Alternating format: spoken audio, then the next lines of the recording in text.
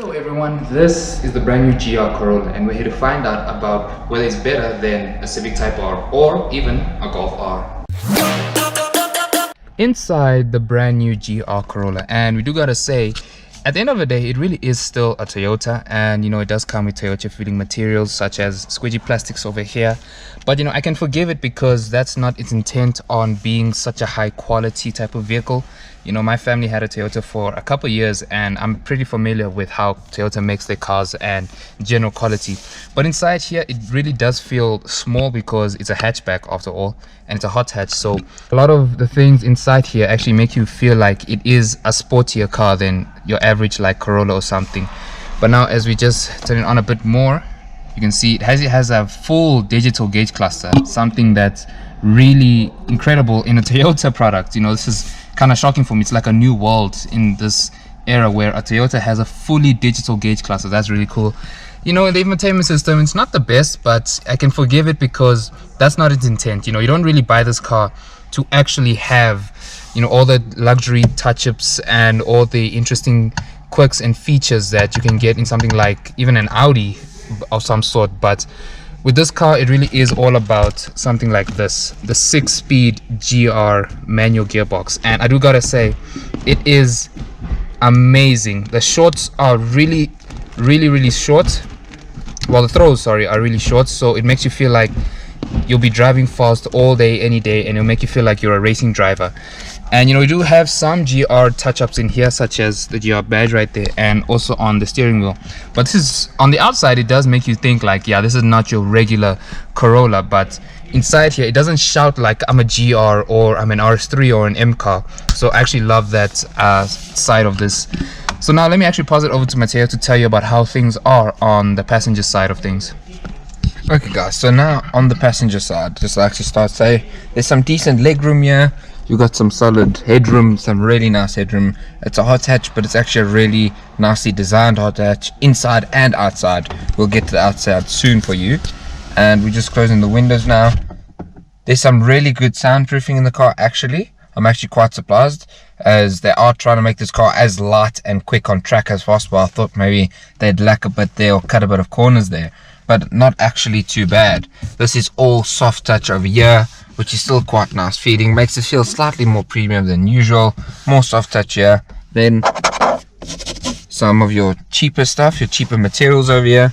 But in all honesty, it's nothing worse than what the Golf R was to offer in perspective. The Golf R, the 8, that we reviewed not too long ago, was actually not as much better than you'd think it would be in terms of quality on the inside. This is still a Corolla, but it is spec'd from GR, and we've got some interesting facts about that later on. But you'd expect more from the 1.2 to 1.3 million rand Golf, especially that it's a VW product. But in all honesty, this feels just as nice.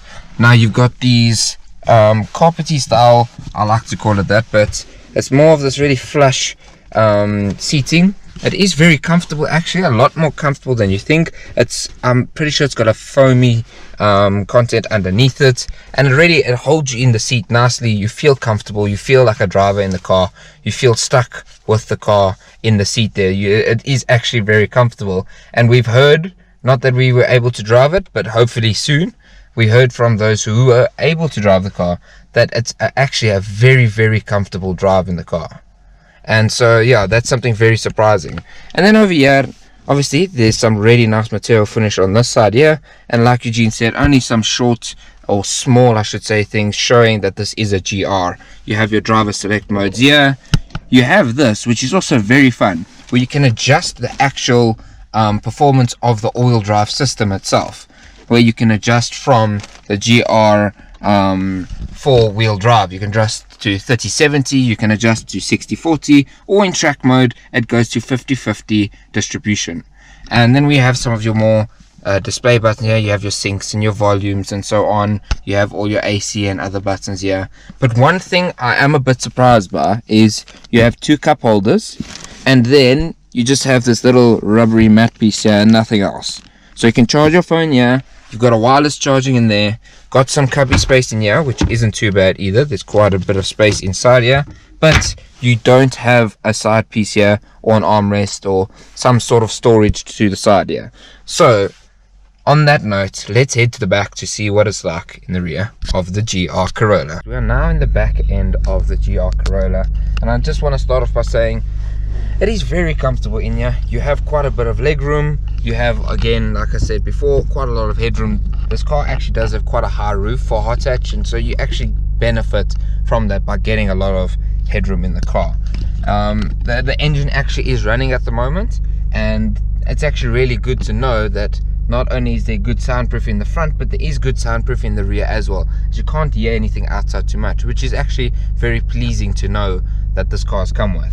Again, you have this more softer touchy material around here, and then again your more cheap plastics and stuff over here, where it's not really necessary to go overboard with expenses. You have the same material seats in the back, which are very comfortable. They're very plush, and so you sit very comfortable inside of them. You have an armrest here with 2 cup holders, and one complaint I might have is there's a small piece over here, like a ridge, and this ridge is like in the way.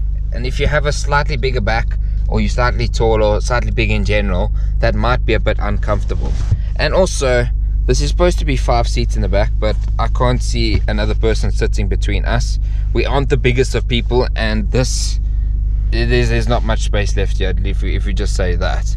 But otherwise, generally for 2 people in the back here, it is really comfortable. You've got a lot of space around you, and the car is just generally quite a good car. It is just a solid, everyday, usable hot hatch.